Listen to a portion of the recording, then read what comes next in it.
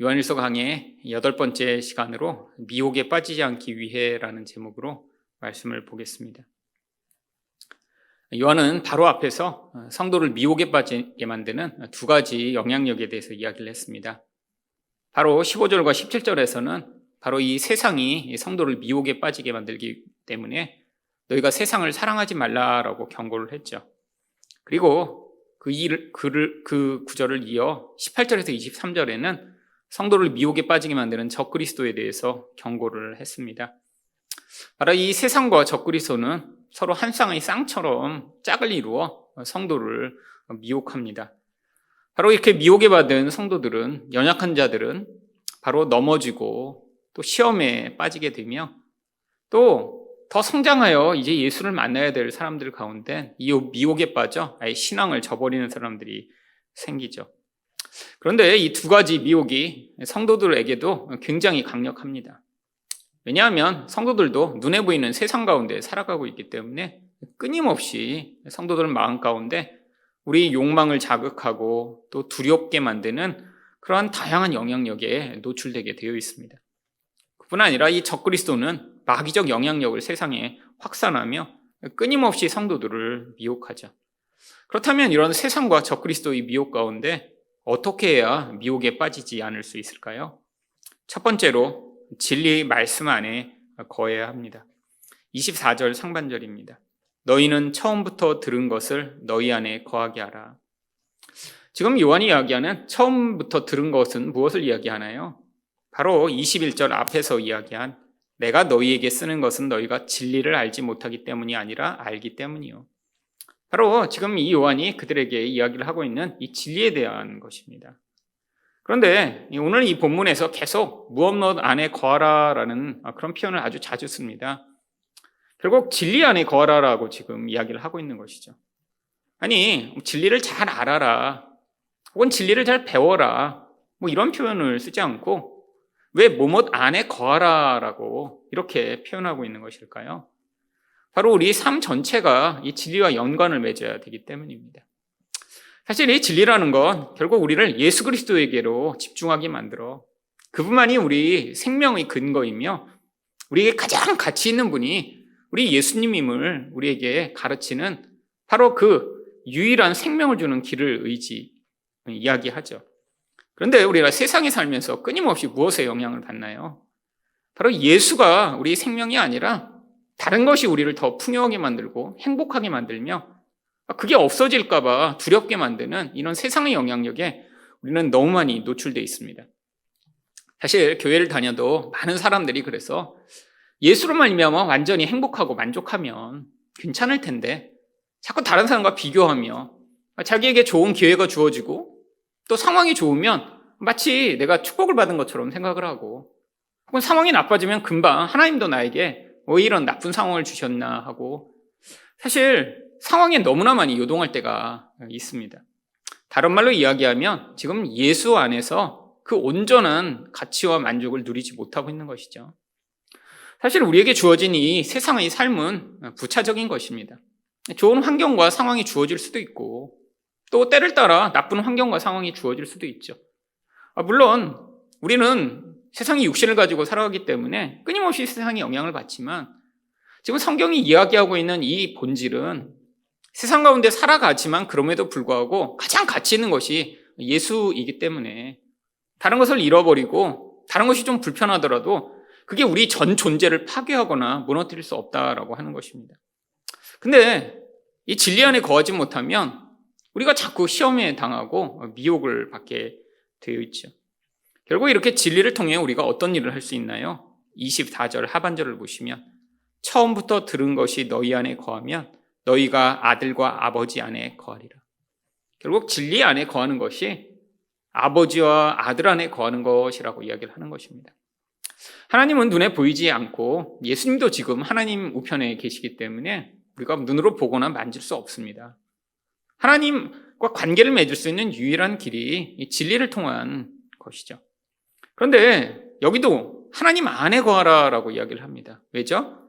하나님과 우리 인생의 모든 부분을 관계를 맺어 마치 멀리 있는 그냥 우리가 마치 전화통화를 가끔씩 하는 그런 관계가 아니라 우리 삶 전체에서 내 삶에서 세상을 바라보고 결정하고 판단하고 하는 그 모든 것이 하나님과 관계 맺는 인생을 살라라고 이야기하는 것이죠. 근데 그 결과가 사실 25절에 이렇게 나옵니다. 그가 우리에게 약속하신 것은 이것이니 곧 영원한 생명이니라. 성경이 관심을 기울이고 있는 것은 성도가 이 땅에서 어떠한 모습으로 살아가느냐, 얼마나 좋은 환경과 편안한 삶을 사느냐가 아닙니다.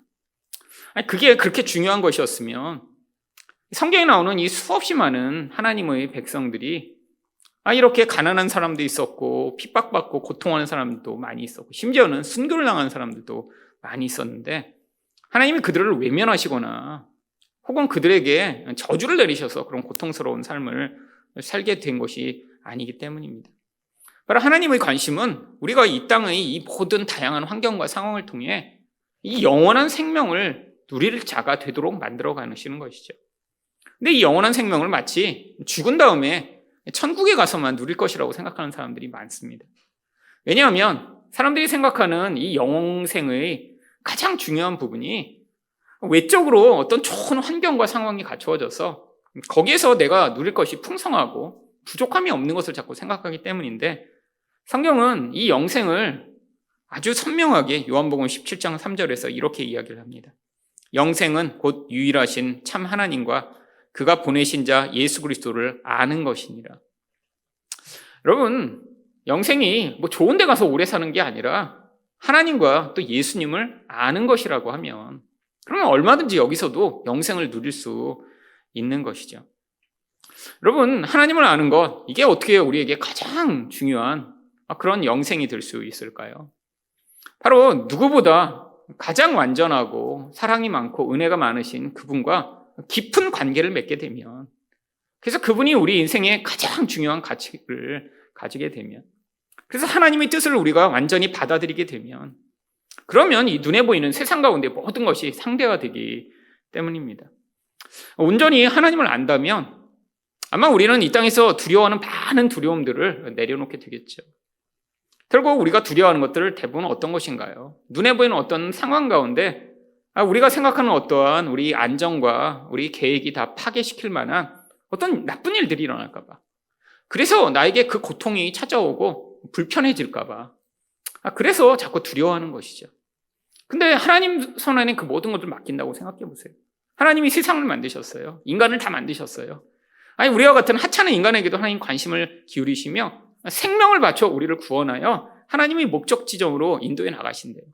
나뿐 아니라 사실 하나님의 모든 백성들에게 하나님이 이런 동일한 계획과 목적으로 그걸 완전히 이뤄 나가신다는 걸 내가 확실히 믿는다면 사실 우리 많은 두려움들은 사라져 버릴 것입니다.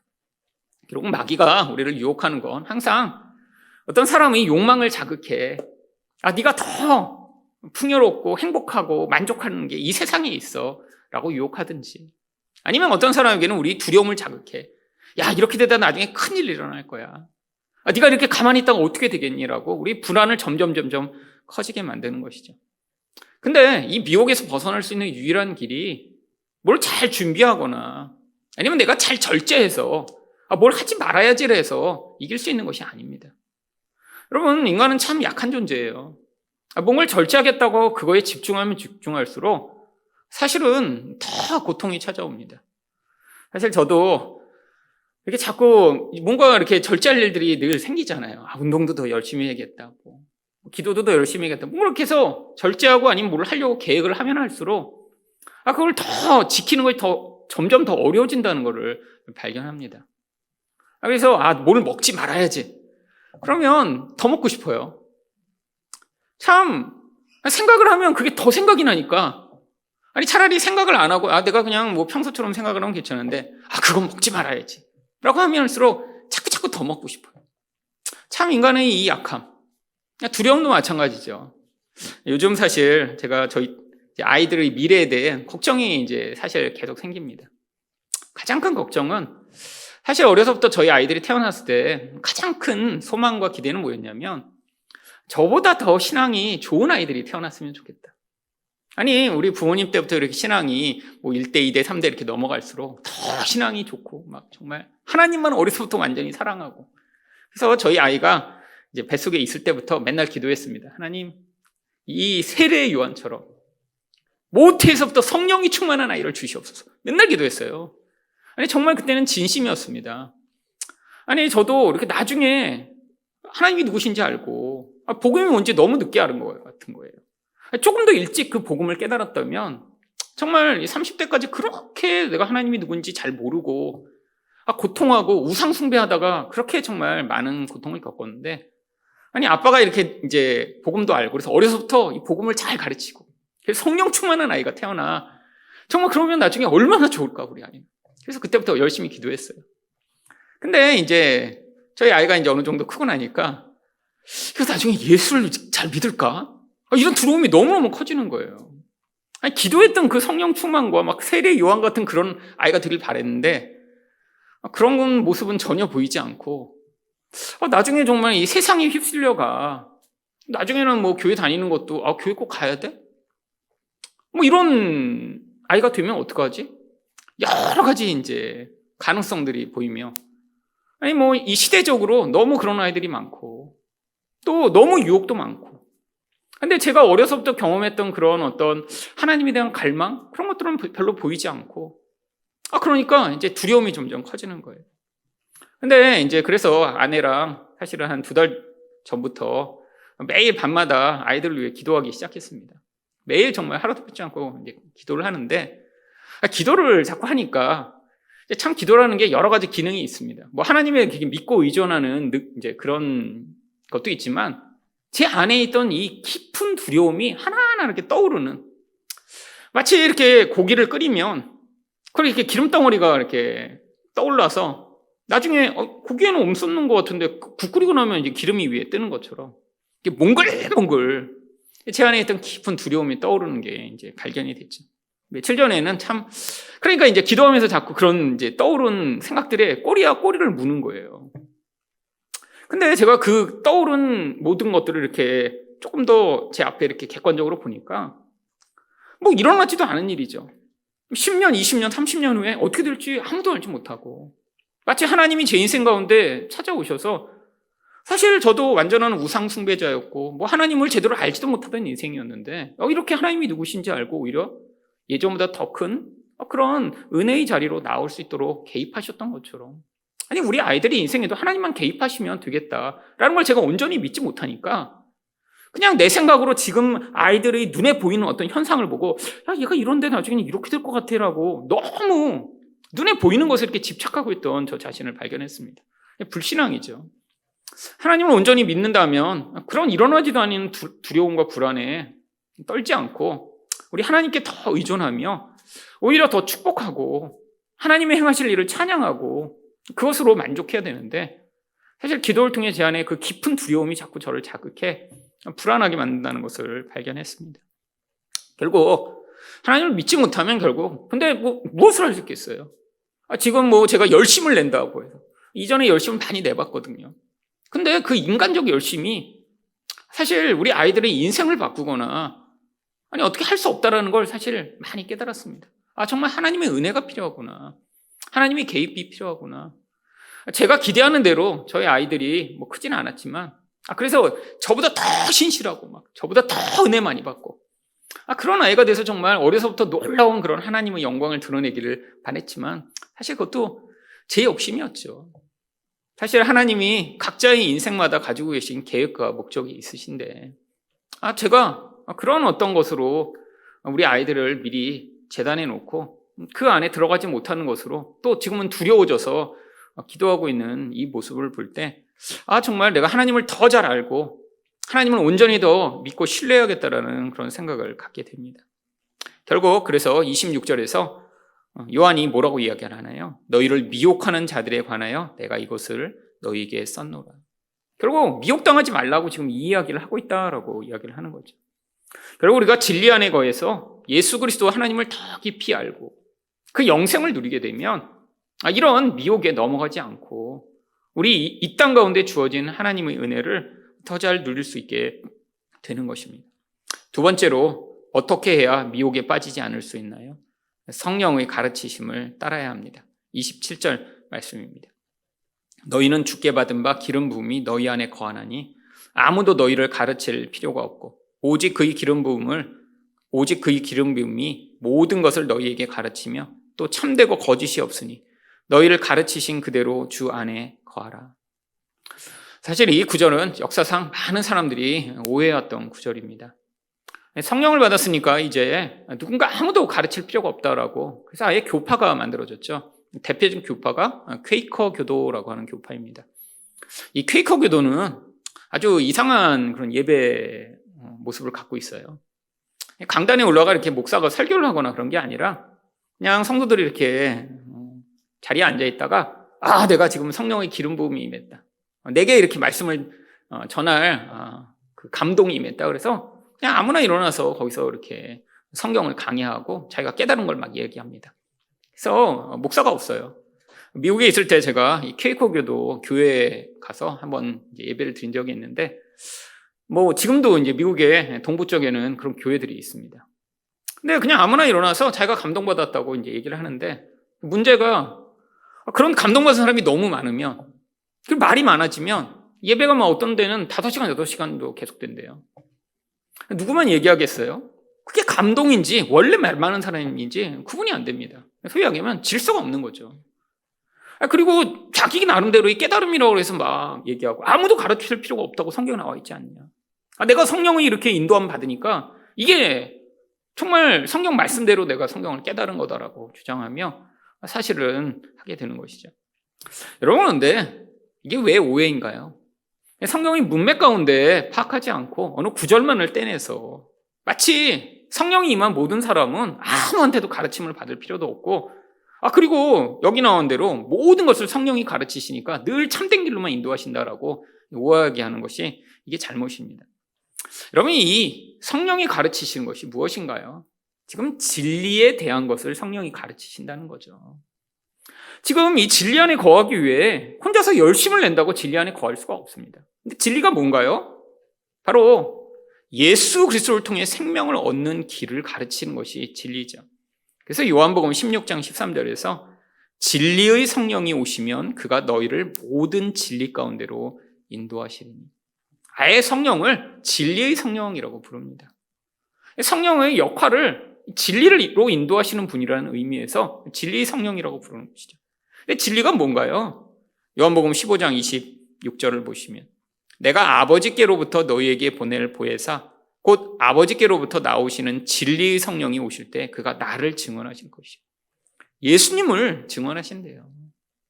결국 성령이 오셔서 기름 부음이 충만해지면, 그래서 아무거나 내가 원하는 대로 살아가도록 어떤 아무 길이나 인도하시며 나쁜 길을 피할 수 있도록 하시거나 성경을 내 마음대로 깨닫게 해주시는 게 아니라 예수 그리스도에 대해서 가르쳐 주셔서 결국 예수 외에 다른 것들을 의존하고 사랑하고 믿고 살아가는 많은 사람들에게 예수가 유일한 생명의 길이라는 것을 가르쳐 주신다는 것이죠.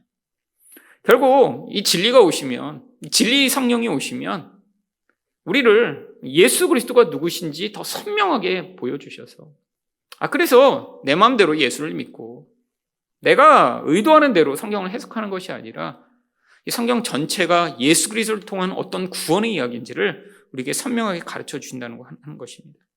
그렇기 때문에 이 예수로부터 멀어지게 만드는 모든 것이 적 그리스도적 영향력이죠. 그래서 22절에서 요한이 뭐라고 얘기했나요? 거짓말을 하는 자가 누구냐? 예수께서 그리스도이심을 부인하는 자가 아니냐? 아버지와 아들을 부인하는 그가 적 그리스도니.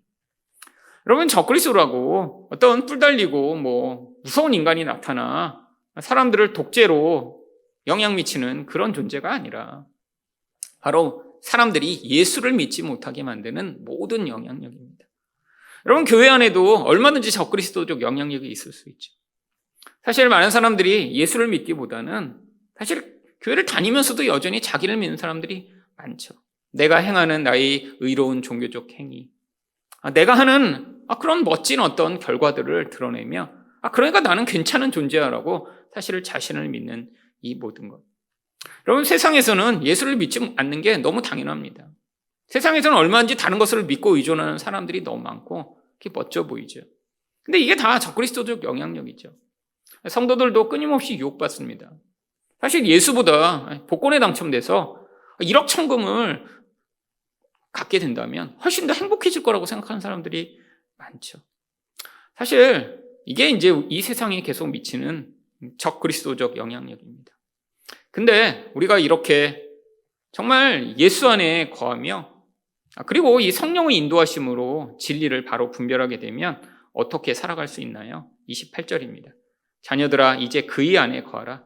이는 주께서 나타내신 바 되면 그가 강림하실 때 우리로 담대함을 얻어 그 앞에서 부끄럽지 않게 하려 함이라. 성령을 통해 진리 안에 살아가야 부끄럽지 않은 자로 예수 그리스도 앞에 설 수 있습니다. 결국 성령의 인도하심으로 진리에서 멀어지게 되면 어떤 삶을 살아갈까요? 결국 우리는 어떤 영향력에 계속 영향을 받으며 살아갈 수밖에 없습니다. 그냥 무중력으로 혼자서 가만히 아무 영향력도 없이 살아갈 수 있는 존재는 없어요. 끊임없이 무엇인가를 보고 영향을 받고 그 영향력 안에 어떤 것들을 선택하며 뭐가 좋은 건가 나쁜 건가 선택하게 되죠. 아이들만 해도 금방 뭐가 좋고 뭐가 나쁜지 금방 배우게 됩니다. 혼자 살아가는 게 아니라 계속 와 이건 좋은 거야, 이건 예뻐, 저건 비싸 이런 이야기를 들으며 아이들도 계속 가치를 형성하며 영향을 받아 거기 안에서 이건 좋고 저건 나쁜 거라는 평가를 갖게 되죠. 여러분 근데 이게 부끄러운 삶이라고 하는 거예요. 왜? 예수님이 오시고 나면 아무 소용없는 거거든요. 여러분 결국 하나님이 우리로 거룩하고 온전한 되게 만들어 예수님이 곧 오실 때 그분 앞에서 이런 담대한 자가 되도록 하시고자 하는 것입니다. 결국 그래서 이런 성령을 통해 진리 안에 살아가게 되면 29절에서 우리가 어떻게 되나요? 너희가 그가 의로우신 줄 알면 의를 행하는 자마다 그에게서 난 줄을 알리라. 결국 인간은 만들어낼 수 없는 의를 우리가 만들어내게 됩니다. 결국 예수를 믿는다는 게 그거죠. 결국 우리에게는 의가 하나도 없어서 하나님 앞에도 우리는 내세울 게 없는데 아니 그 예수 그리스도의 의만이 우리에게 가장 가치 있는 존재라 것이라고 인정하고 그 예수의 의를 인정하면 신기하게도 하나님이 우리를 통해 그 예수의 의를 드러내신다라고 하는 것이죠. 그게 바로 우리가 예수 믿는 증거라고 하는 거예요. 여러분 우리가 의를 만들어내려고 하면 우리는 의를 만들어낼 수 없습니다. 그래서 우리를 다 불의하다라고 얘기하죠. 근데 신기하게 우리가 예수를 믿으면 우리에게 성령을 주심으로 그 예수의 의가 드러나 우리가 이제는 하나님에게 속한 아름답고 거룩한 자라고 하는 사실을 하나님이 보여주시게 되시는 것입니다. 세상의 마귀의 이런 끊임없는 미혹 가운데 바로 진리의 말씀 가운데 거하시며 성령의 인도하신 가운데 거하심으로 바로 이 미혹을 벗어나 예수 그리스도의 아름다운 의를 드러내는 여러분 되시기를 축원드립니다.